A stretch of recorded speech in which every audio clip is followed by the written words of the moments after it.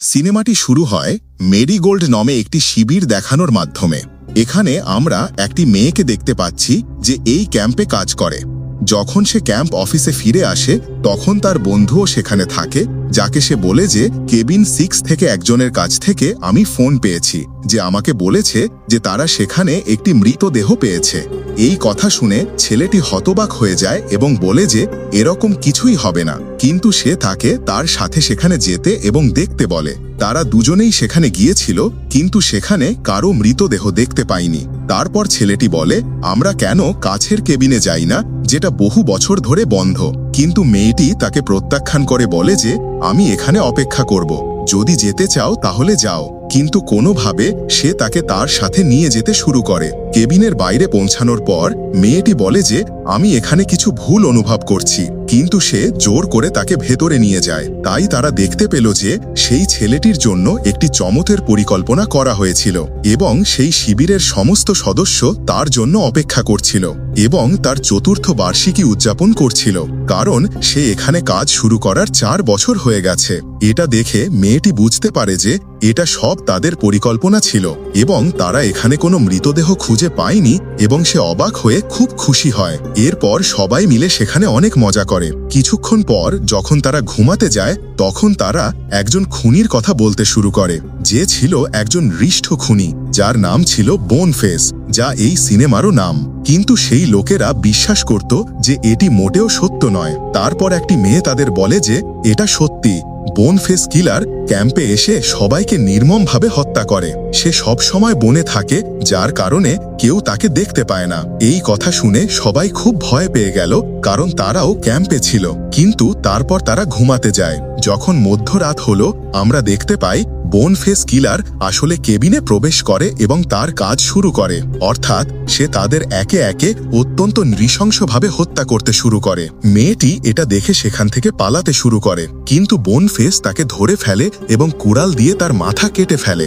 যখন সে এতেও সন্তুষ্ট হয় না তখন সে মেয়েটির মেরুদণ্ড টেনে বের করে দেয়, যা তার যন্ত্রণাদায়ক মৃত্যুর দিকে পরিচালিত করে। কিছুক্ষণ পর শেরিফ সেখানে আসেন এবং যখন তিনি মৃতদেহটি দেখেন তখনও তার খারাপ অবস্থা দেখে হতবাক হয়ে যান। ক্যাম্পের মালিকও সেখানে ছিলেন, যিনি মৃতদেহগুলির অবস্থা দেখে বমি করতে শুরু করেন, কারণ এত খারাপ অবস্থা দেখার পর তার স্বাস্থ্যের অবনতি ঘটে।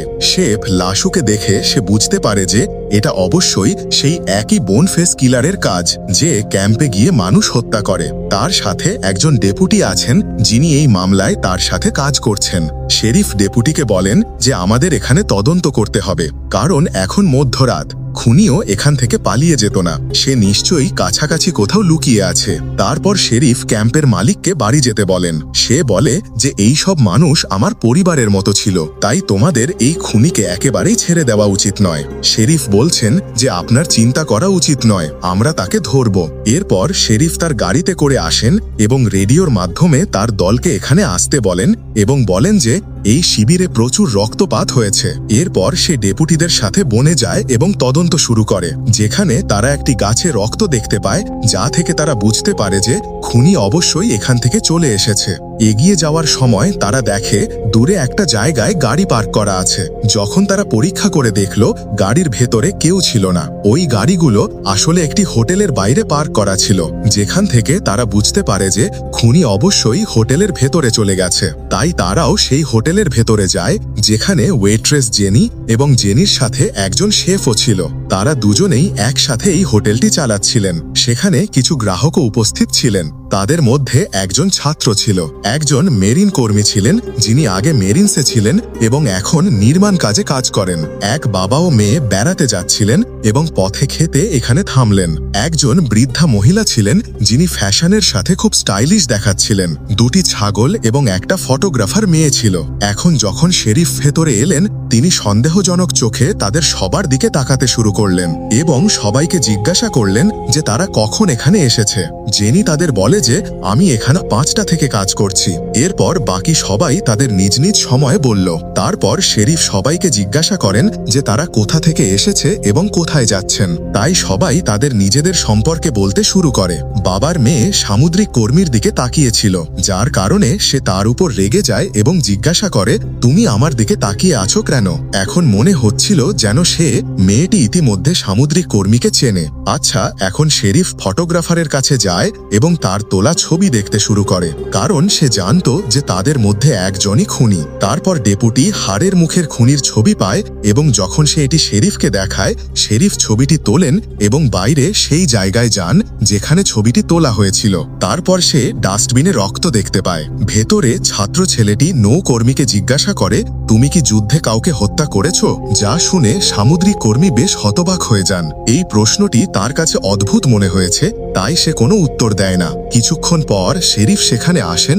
তার হাতে একটি কালো ব্যাগ ছিল যা তিনি ডাস্টবিনের ভেতর থেকে এনেছিলেন। এটা দেখে সবাই জিজ্ঞাসা করে এটা কি। তাই সে ব্যাগটি টেবিলের ওপর রাখে এবং খালি করে, যার ভেতরে সে রক্তে ভরা জুতা, একটা জ্যাকেট এবং একটা কুড়াল দেখতে পায়। শুধু তাই নয়, এর ভেতরে হাড়ের মুখের একটা মুখোশও ছিল। তার মানে এই সমস্ত জিনিসপত্র ওই খুনিরই ছিল। শেরিফ সবাইকে বলেন যে তোমাদের মধ্যে একজন খুনি যে বোন ফেস কিলার, এবং সে সম্প্রতি কিছু শিশুকেও হত্যা করেছে। তাহলে আমাদের সত্যি করে বলো তো তোমাদের মধ্যে খুনি কে, কারণ আমরা খুঁজে বের করব। তারপর তারা একে অপরকে সন্দেহ করতে শুরু করে। কিছুক্ষণ পর তারা বলে যে আমরা খুনি নই। ছাগলগুলো এইসব শুনে হাসতে লাগলো। তারা বলে যে এখানে তুমি কোনো খুনিকে পাবে না। শেরিফ বলেন যে বোনফেস কিলার প্রায় 30 জনকে হত্যা করেছে। সে প্রতিটি গ্রীষ্মকালীন শিবিরে যায় এবং মানুষকে নির্মমভাবে হত্যা করে। মাত্র 1 ঘন্টা আগে ক্যাম্প মেরিগোল্ডে অনেক লোক নিহত হয়েছিল। তাদের হত্যা করার পর খুনি এখানে এসে লুকিয়ে আছে। আর হ্যাঁ, যতক্ষণ না এই মামলাটি একটি সিদ্ধান্তে পৌঁছায় ততক্ষণ কেউ এখান থেকে যাবে না। আমরা ইতিমধ্যে রাস্তা বন্ধ করে দিয়েছি, তাই সেই খুনি যদি পালানোর চেষ্টাও করে তবুও সে ধরা পড়বে। এই কথা শুনে বাকাররা রেগে যায় এবং বলে যে তোমাদের কাছে কোনো ওয়ারেন্ট নেই এবং তোমরা এইসব করতে পারো না। কিন্তু শেরিফ তার কথা উপেক্ষা করে ডেপুটিকে বলেন যে এই সমস্ত জিনিসপত্র নিয়ে যান এবং গাড়ির ট্রাঙ্কে রাখুন, যাতে আমাদের দল এলে তারা এটি সম্পর্কে তদন্ত করতে পারে।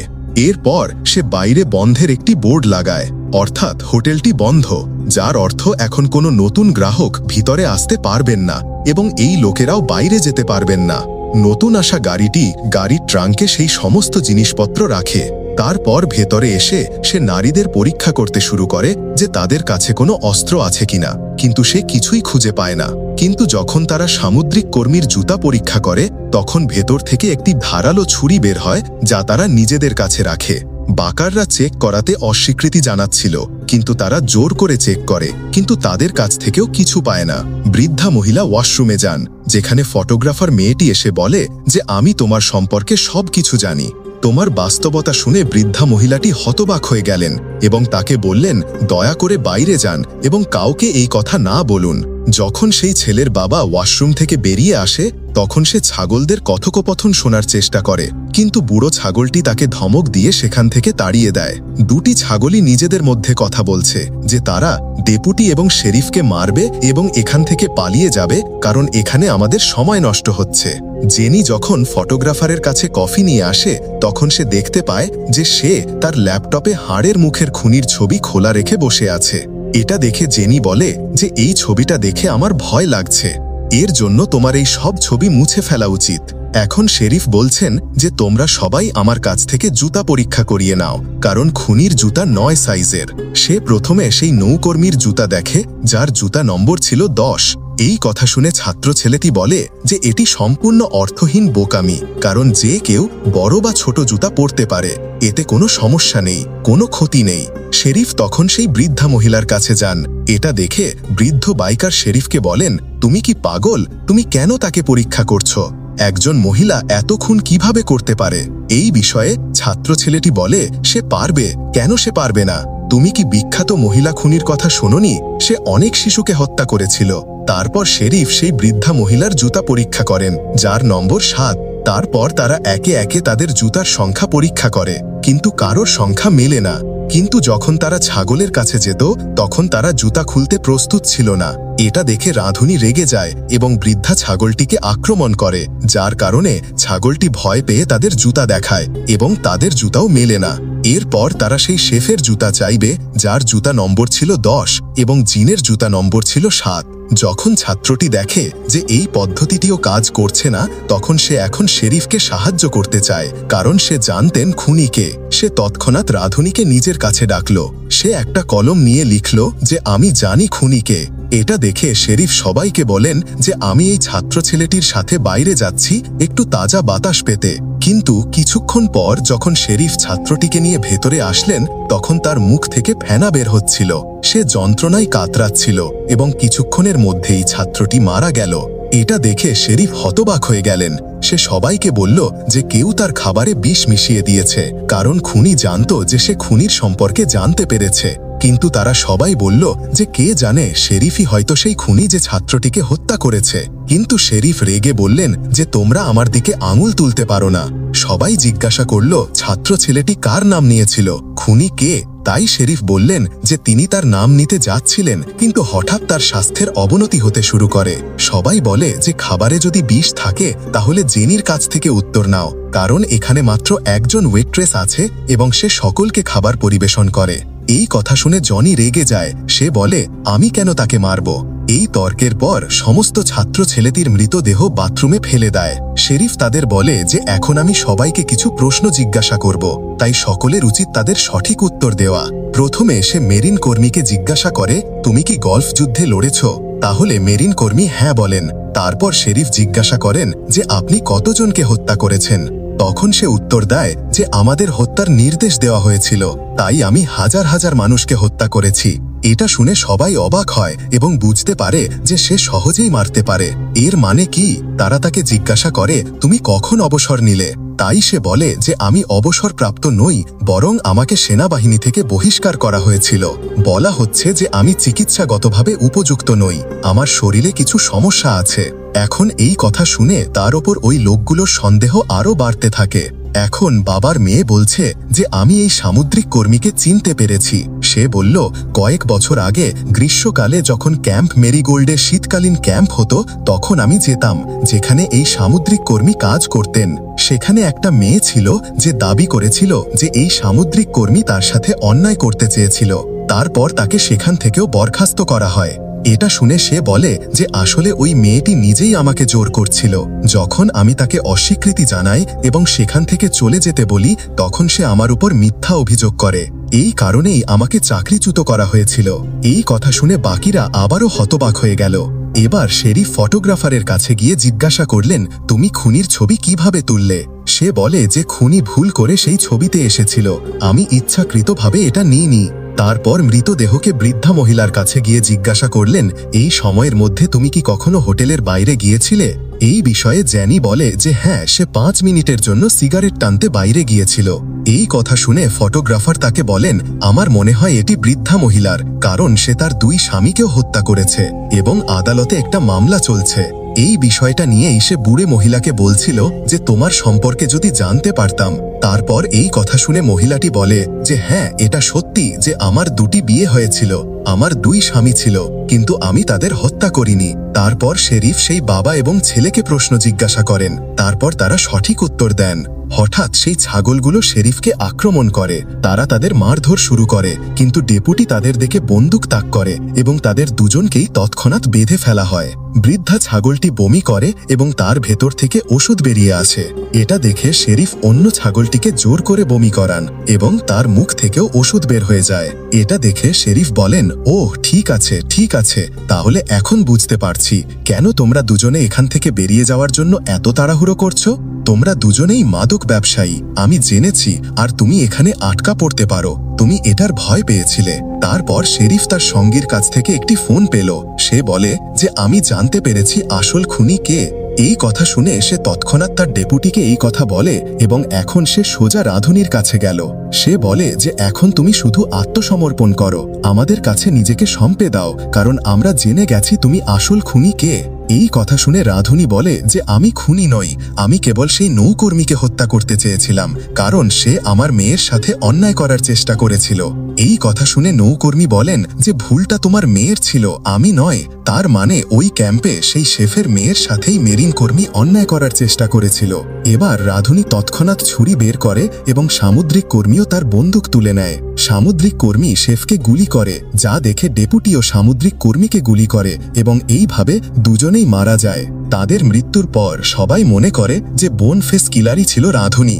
সে নিশ্চয়ই সমস্ত ক্যাম্পারদের হত্যা করেছে, কারণ ওই লোকেরা তার মেয়েকে সমর্থন করেনি, তাই সে প্রতিশোধ নেওয়ার জন্য এটি করছিল। এরপরে তিনি সমস্ত লোকদেরকে সেখান থেকে চলে যাওয়ার অনুমতি দেন। কিছুক্ষণ পর পুলিশও সেখানে আসে এবং ডেপুটি জেনিকে বলে যে তুমিও তোমার বাড়িতে যাও। জেনি বলল, হ্যাঁ আমি যাচ্ছি, কিন্তু প্রথমে আমাকে ওয়াশরুমে যেতে হবে। জেনি যখন ওয়াশরুমে যায় তখন সে অনেকক্ষণ ধরে ফিরে আসে না, কারণ সে সেখান থেকে পালিয়ে গিয়েছিল, যার কারণে ডেপুটি বুঝতে পারে যে জেনি আসল খুনি সে নয়। সে তৎক্ষণাৎ বেরিয়ে আসে, যেখানে সে শেরিফের মৃতদেহ দেখে, যার গলা জেনি কেটেছিল। এটা দেখে সে তার দলকে সতর্ক করে এবং নিজেই বনে চলে যায়। সে বন্দুকটি জেনির সামনে রাখে এবং জেনিকে অবিলম্বে তার সামনে আসতে বলে। আর যখন জেনি তার সামনে আসে তখন ডেপুটি জিজ্ঞাসা করে, তুমি এটা কেন করলে? তুমি সবাইকে মেরে ফেললে কেন? জেনি তাকে বলে যে আমার এক যমজ ভাই ছিল যে খুব বিশেষ সন্তান ছিল। এরা এমন কিছু যাদের কিছু শারীরিক সমস্যা আছে। সে বলে যে আমরা ক্যাম্পে থাকতাম, বিশেষ শিশু হওয়ার কারণে সব শিশুই আমার ভাইকে কষ্ট দিত। তারা তার বিছানায় প্রস্রাব করত। তারপর একদিন সেই বাচ্চারা তাকে বনে নিয়ে গেল। সেখানে তারা তাকে একটি গাছের সাথে বেঁধে রাখে। তার গলায় দড়ি আটকে যাওয়ার কারণেই ওই বেচারা ছেলেটি মারা গেল।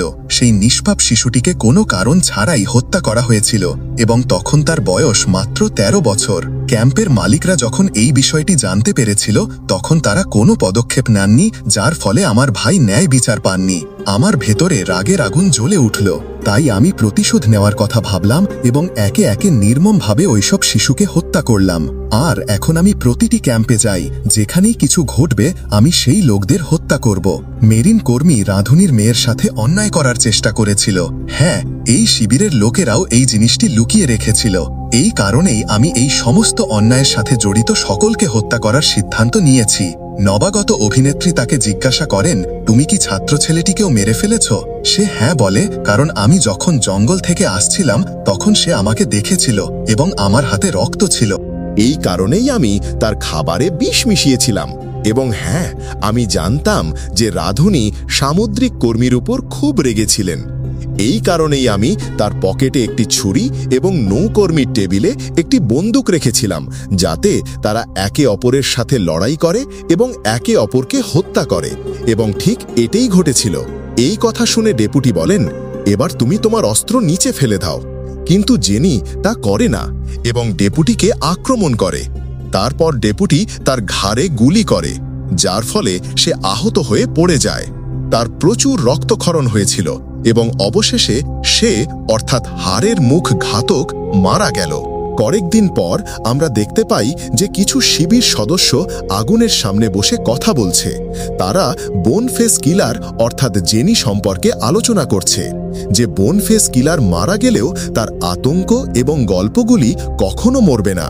হয়তো তার ভয়ের কারণে খারাপ মানুষরা ভুল কাজ করা বন্ধ করে দেবে এবং এর সাথেই এই ছবির গল্প এখানেই শেষ হয়।